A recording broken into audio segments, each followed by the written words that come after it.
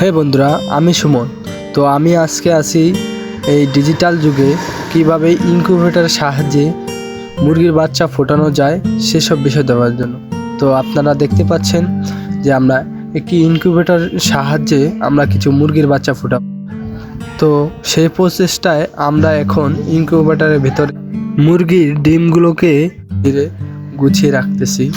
তো আপনারা যারা নতুন মুরগির বাচ্চা ফোটানোর জন্য আগ্রহী, এইভাবে আপনারা ডিমগুলো পরিষ্কার করে ভালোভাবে পরিষ্কার করে এই ইনকিউবেটরের সাহায্যে সুন্দর সুন্দর মুরগির বাচ্চা পেতে পারেন বলে আমি আশা করছি।